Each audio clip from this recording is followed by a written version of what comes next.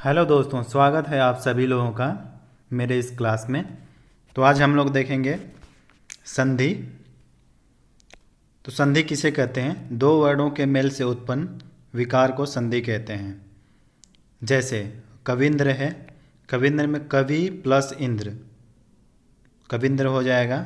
इत्यादि में इति प्लस आदि। संधि के प्रकार, संधि के 3 प्रकार होते हैं: स्वर संधि, व्यंजन संधि, विसर्ग संधि।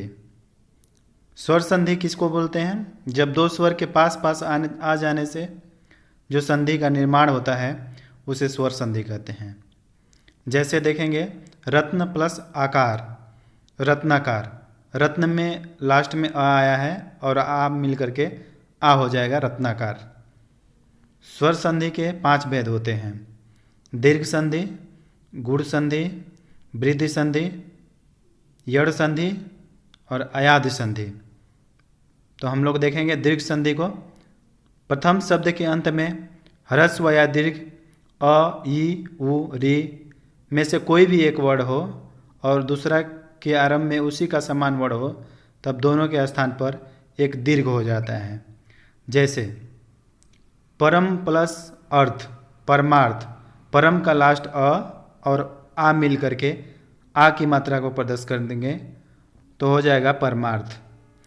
हिम प्लस आलय, हिमालय। धर्म प्लस आत्मा, धर्मात्मा। पुरा प्लस अवशेष, पुरावशेष। विद्या प्लस अभ्यास, विद्याभ्यास। कवि प्लस इंद्र, इसमें छोटी ई मिल करके बड़ी ई का निर्माण करेंगे तो कविंद्र हो जाएगा। अति प्लस इत, अतीत हो जाएगा। ई और ई मिल के बड़ी ई का निर्माण करेंगे। हरि ईस, हरीश हो जाएगा। महेंद्र, मही प्लस इंद्र। नदी, नदी प्लस ईस। आगे देखेंगे गुण संधि। प्रथम शब्द के अंत में अ आ हो और दूसरे शब्द के अंत में ई या बड़ी ई हो तो दोनों मिलकर ए हो जाता है, तथा उ या बड़ा उ रहे तब ओ हो जाता है और रे रहे तब दोनों मिलकर अर हो जाता है। जैसे देव प्लस इंद्र, देवेंद्र। प्र प्लस इत, प्रेत। प्र में अ की मात्रा और ई में ई की मात्रा ए हो जाएगा, प्रेत हो जाएगा। सुर प्लस ई में, इसमें सुरेश। अ प्लस ई बराबर ए। महा प्लस इंद्र में महेंद्र, रमेश, सूर्योदय, समुद्री आदि। महा प्लस उत्सव, महोत्सव। आ और उ मिल करके ओ का निर्माण करेगा। गंगा प्लस उर्मी, गंगोर्मी। गंगा का आ और उर्मी का उ मिल करके ओ हो जाएगा। आगे ऐसे ही होगा। आगे देखेंगे अपवाद। जैसे अक्ष प्लस ओहिनी, अक्षौहिणी कहलाता है, यहाँ पे वो पालन नहीं होगा। सुख प्लस रीति, सुखति। 10 प्लस ऋण, दशार्ण। प्र प्लस ऊढ़, प्रौढ़। स्व प्लस बड़ी ई और र, स्वैर हो जाता है। आगे देखेंगे वृद्धि संधि। जब अ या आ के बाद ए या ऐ आए तब दोनों के स्थान पर ऐ हो जाता है और ओ या औ आए तब औ हो जाता है। जैसे तत्र प्लस एव बराबर तत्रेव, अ प्लस ए बराबर ऐ होता है। धर्म प्लस एक के बराबर धर्मज्ञ, अ प्लस ए मिल करके ऐ हो जाएगा। सर्वदा प्लस एव सर्वदेय हो जाएगा। आ प्लस ए मिल करके ऐ हो जाएगा। महा प्लस ऐश्वर्य, महेश्वर्य हो जाएगा। आ प्लस ए मिलकर ऐ। जलोस का जल प्लस अ। आगे देखेंगे वन प्लस औषध, वन औषध। अ प्लस औ मिल करके औ हो जाता है। महा प्लस ओज मिल करके महौज। आ प्लस औ मिल करके औ। महा प्लस औषध, महौषध। आ प्लस औ मिल करके औ की मात्रा देगा। अपवाद जैसे बिंब प्लस ओष्ठ मिल करके बिंबोष्ठ होता है। अधर प्लस ओष्ठ मिल करके अधरोष्ठ या अधरोष्ठ होता है। आगे देखेंगे यड़ संधि। यदि ह्रस्व या दीर्घ ई उ री के बाद कोई इनसे भिन्न स्वर आता है तो ई अथवा बड़ी ई के बदले य और उ अथवा बड़ा उ के बदले व तथा री के बदले र हो जाता है। जैसे यदि प्लस अपि, यद्यपि ई प्लस अ मिलकर के य होगा। प्रति प्लस अर्पण मिलकर प्रत्यर्पण, ई प्लस अ मिलकर के य का निर्माण करेगा। अग्नि प्लस आशय, अग्न्याशय, ई प्लस आ मिलकर के या की मात्रा देगा। अग्नि में अ की मात्रा और आशय में आ की मात्रा मिलकर के या का भाव प्रकट कर देगा। उसी प्रकार प्रति प्लस एक को देखेंगे, प्रत्येक, प्रति का ई और एक का एक, एक का ए, ई प्लस ए मिलकर के ये का निर्माण करेगा। वैसे ही देवी प्लस आगम का मिलकर के देव्यागम होगा। इसमें देवी का बड़ी ई की मात्रा और आगम में आ की मात्रा मिलकर के या हो जाएगा, तब देव्यागम हो जाएगा। उसी प्रकार अति प्लस अंत है, अत्यंत। अति में छोटी की ई की मात्रा और अंत में अ की मात्रा मिलकर के य हो जाएगा, अत्यंत हो जाएगा। आगे देखेंगे देवी प्लस उक्ति, देवयुक्ति। देवी में बड़ी ई की मात्रा और उक्ति में छोटा उ की मात्रा मिलकर के यु हो जाएगा, तो देवी प्लस युक्ति मिलकर के देवयुक्ति का निर्माण होगा। नदी प्लस उर्मी, नद्युर्मी। नदी में बड़ी ई की मात्रा, उर्मी में बड़ा ऊ की मात्रा मिलकर के बड़ा ऊ यू हो जाएगा। देवी प्लस ओज, देवयोज। देवी में बड़ी की मात्रा, ओज में ओ की मात्रा मिल करके यो हो जाएगा। देवी प्लस औदार्य, देवौदार्य। देवी में बड़ी की मात्रा, औदार्य में ओ की मात्रा मिल करके यो हो जाएगा। देवी प्लस ऐश्वर्य। देवी में बड़ी ई की मात्रा, ऐश्वर्य में आय की मात्रा मिल करके यह हो जाएगा। देवी प्लस अंग, देव्यंग। ई की मात्रा और अंग की मात्रा मिल करके यंग हो जाएगा। आगे ऐसे ही मधु प्लस आचार्य, मध्वाचार्य। ऊ और आ की मात्रा मिल करके वाह हो जाएगा। धातु प्लस ईक, धात्विक। धातु में ऊ, ईक में ई की मात्रा मिल करके वी हो जाएगा। अनुएशन, अन्वेषण होता है। अनु में ऊ की मात्रा और ऐशन में ए की मात्रा मिल करके वे का निर्माण करेगा, तो अन्वेषण हो जाएगा। लघु प्लस ओष्ठ, लघोष्ठ। ऊ और ओ की मात्रा से वो हो जाएगा। पितृ प्लस अनुदेश, पितृ अनुदेश। पितृ में री और अनुदेश में अ की मात्रा मिलकर के र का निर्माण करेगा। पितृ प्लस आदेश, पित्रादेश। पितृ में र और आदेश में आ की मात्रा मिलकर के रा का निर्माण करेगा, तो पित्रादेश हो जाएगा। मातृ प्लस अंग, मातरंग है। मातृ में री का मात्रा, अंग में अंग का मात्रा बराबर रंग हो जाएगा, तो मातरंग हो जाएगा। आगे देखेंगे अयादि संधि। जब ए या ऐ, ओ अथवा औ के बाद कोई स्वर आता है तो ए के स्थान पर ऐ हो जाता है, ओ के स्थान पर औ हो जाता है। ऐ के स्थान पर आय तथा औ के स्थान पर आओ हो जाता है। जैसे ने प्लस अयन बराबर नयन। ने में ए की मात्रा, अयन में अ की मात्रा मिल करके अय हो जाएगा, तो नयन हो जाएगा। आगे देखेंगे गय प्लस अक, गायक। गय में ए की मात्रा, अक में अ की मात्रा मिल करके आय हो जाएगा, तो गायक हो जाएगा। पो प्लस अन, पवन। पो में ओ की मात्रा, अन में अ की मात्रा मिल करके अ हो जाएगा, तो पवन हो जाएगा। पवित्र का पो प्लस इत्र मिल करके पवित्र होता है। ओ प्लस ई मिल करके औ प्लस ई बराबर अवि के बराबर होगा। शेष आगे ऐसे ही। व्यंजन संधि या हल संधि। यदि पहले शब्द के अंत में क, च, ट, त, प के बाद चतुर्थ शब्द ग, घ, ज, झ, ड, ढ, द, ध, ब, भ अथवा य, व, र, ल अथवा कोई स्वर आता है तो क, च, ट, त, प के स्थान पर ग, ज, ड, द, ब हो जाएगा। जैसे दिक प्लस अंबर, दिगंबर। इसमें दिक का क जो है वो ग में कन्वर्ट हो जाएगा, तो दिगंबर हो जाएगा। मतलब क च ट त प के स्थान पे जो भी आएगा वो क का ग हो जाएगा, च का ज हो जाएगा, ट का ड हो जाएगा, त का द हो जाएगा, प का ब हो जाएगा। आगे देखते हैं। अच प्लस आदि, च का ज हो जाएगा तो आज़ादी हो जाएगा। खट दर्शन, खट प्लस दर्शन, ट का ड हो जाएगा तो खट दर्शन हो जाएगा। उत का उदय का उत प्लस दय, त का द में कन्वर्ट हो जाएगा, उदय हो जाएगा। अप प्लस धी, अवधि, प का ब हो जाएगा। आगे देखते हैं। नियम नंबर दूसरा, यदि प्रथम वर्ण क च ट त प के बाद कोई अनुनासिक वर्ण आता है तो प्रथम वर्ण के बदले उसी वर्ग का अनुनासिक हो जाता है, अंग ड़ न म हो जाता है। जैसे अप प्लस मैं, अमय, प का म हो जाएगा। चित प्लस मैं, चिन्मय, त का न हो जाएगा। क का ग हो जाएगा, च का ड, ट का न, त का म। आगे देखेंगे। नियम तीसरा, त या द के बाद यदि च या छ हो तो त या द के स्थान पर आधा च हो जाएगा।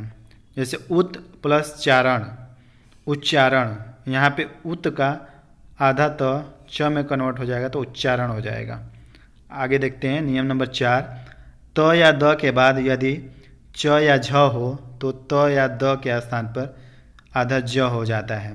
उत प्लस ज्वल, उज्ज्वल, इसमें उत का आधा जो त है उसमें जब संधि होगा तो त का ज में कन्वर्ट हो जाएगा, आधा ज में, तो हो जाएगा उज्ज्वल। उत प्लस ज्वल बराबर उज्ज्वल, त का ज में कन्वर्ट हो जाएगा। नियम नंबर 5 देखेंगे। त या द के बाद यदि ट या ठ हो तो त या द के स्थान पर आधा ट हो जाता है। सत प्लस टीका, सट्टिका, यहाँ पे सत में जो आधा त दिया है अगर संधि होगा तो आधा त का आधा ट हो जाएगा, सट्टिका हो जाएगा। उसी प्रकार आगे देखेंगे। नियम नंबर 6, यदि त या द के बाद यदि उ या ड हो तो त या द के स्थान पर आधा ड हो जाता है। जैसे उत प्लस डयन, उड्डयन हो जाएगा। जो उत में आधा त है संधि करने पे जो आधा त है वो आधा ड में कन्वर्ट हो जाएगा तो उड्डयन हो जाएगा संधि करने पे। नियम नंबर 7 देखते हैं। त या द के बाद ल, आधा ल हो तो आधा त या द के बाद के स्थान पे ल हो जाता है, आधा ल हो जाता है। जैसे उत प्लस लंघन, उल्लंघन, उत का जो त है वो संधि करने पे आधा ल में कन्वर्ट हो जाएगा तो उत प्लस लंघन बराबर उल्लंघन हो जाएगा। नियम नंबर 8 देखते हैं। यदि प्रथम शब्द के लास्ट में त या द के बाद यदि स हो तो त या द का आधा च और स का छ हो जाता है। जैसे उत प्लस श्वास बराबर उच्छ्वास।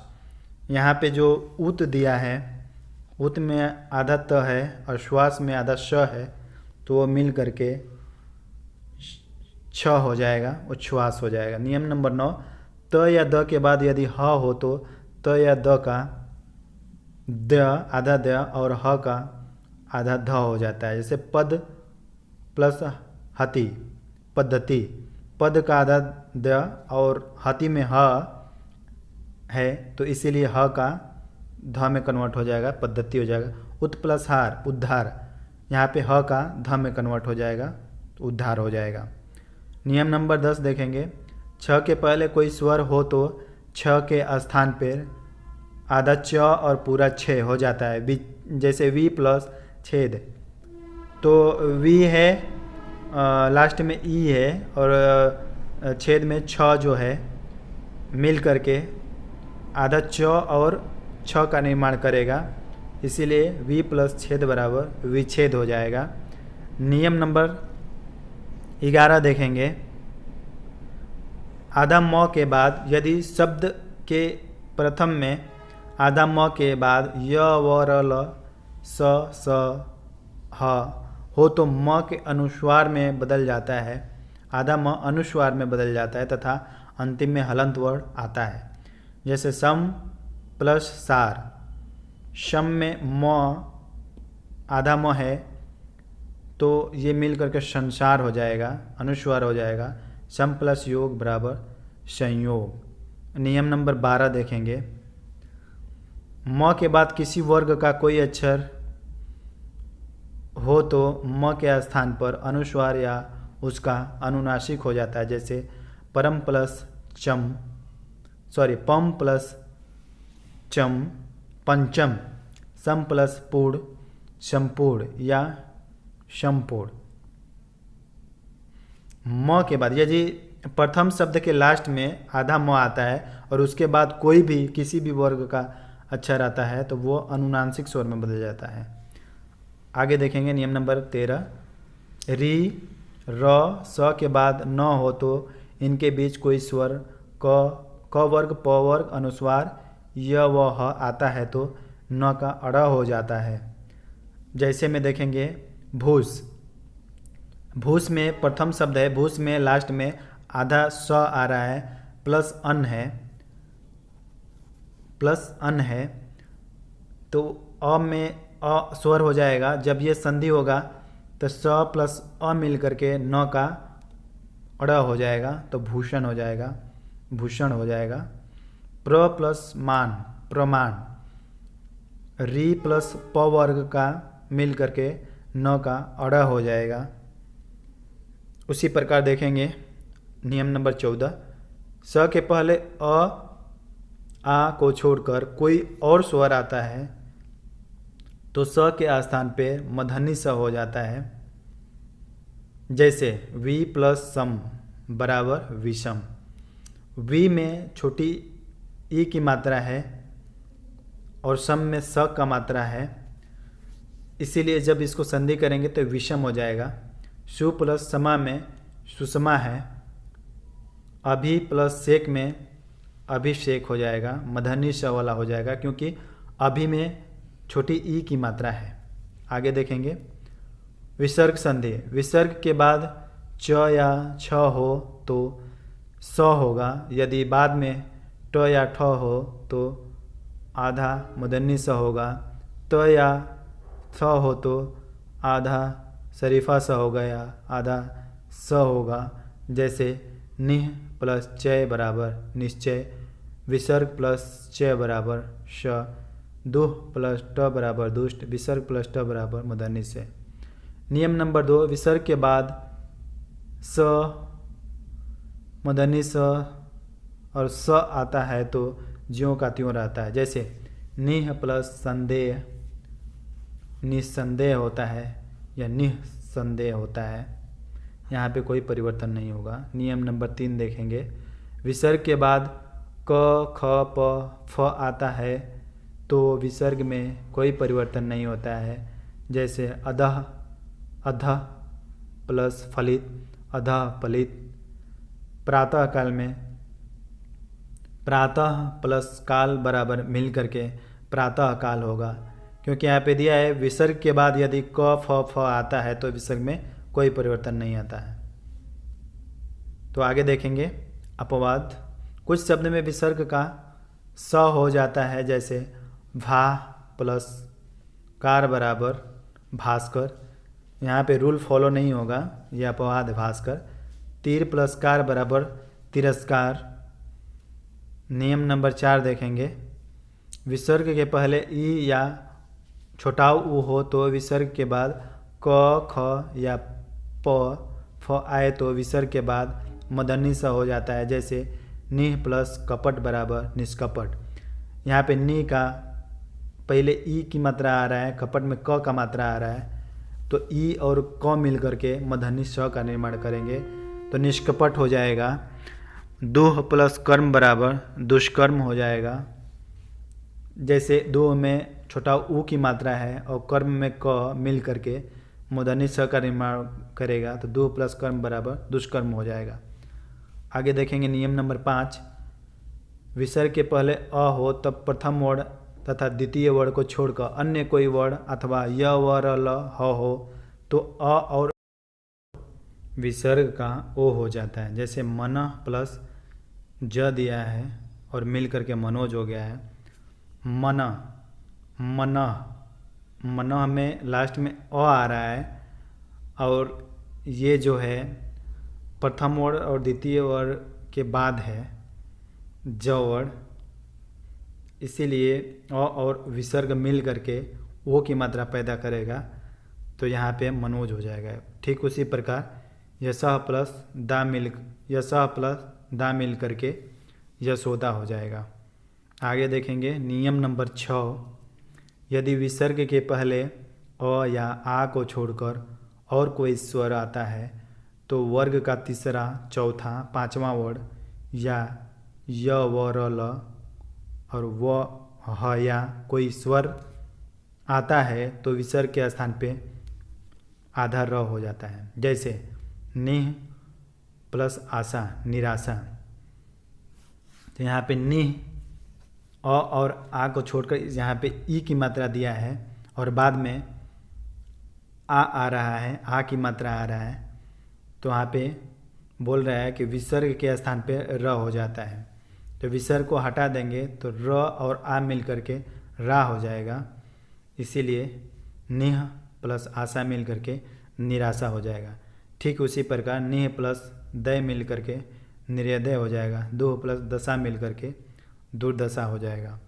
नियम नंबर अगला देखेंगे, विसर्ग के पहले अ आ को छोड़कर कोई और स्वर आए और बाद में र तो विसर्ग का लोप हो जाता है और उसके पूर्व का ह्रस्व या दीर्घ कर दिया जाता है। जैसे निह प्लस रस बराबर नीरस, यहाँ पे निह प्लस रस या नी है और उसके बाद र आ रहा है विसर्ग शब्द, इसीलिए यहाँ पे विसर्ग का लोप हो जाएगा तो हो जाएगा नीरस और ह्रस्व या दीर्घ कर दिया जाता है तो इस बड़ी नी की मात्रा दीर्घ हो जाएगा नीरस। उसी प्रकार निह प्लस रोग जो है निरोग है, निरोग हो जाएगा। निह प्लस रज बराबर नीरज हो जाएगा। विसर्ग से पहले अ या आ को छोड़ करके विसर्ग से पहले ई आ रहा है और कोई स्वर आया और बाद में र आता है तो बाद में जो र आया है नी की मात्रा में ई आ रहा है और रज र आ रहा है तो क्या हो जाता है, विसर्ग का लोप हो जाता है और ह्रस्व दीर्घ हो जाता है तो नी प्लस रज मिल करके नीरज हो जाएगा। तो ये वीडियो यहीं पर समाप्त होता है। मिलते हैं अगले वीडियो में। अगला वीडियो में रहेगा अलंकार टॉपिक हमारा। तो यदि हमारे चैनल को पहली बार आप देख रहे हो तो हमारे चैनल को सब्सक्राइब कीजिए ताकि आने वाले वीडियो और भी बेहतरीन बनाए जा सके। तो मिलते हैं अगले वीडियो में, तब तक के लिए नमस्कार, जय हिंद।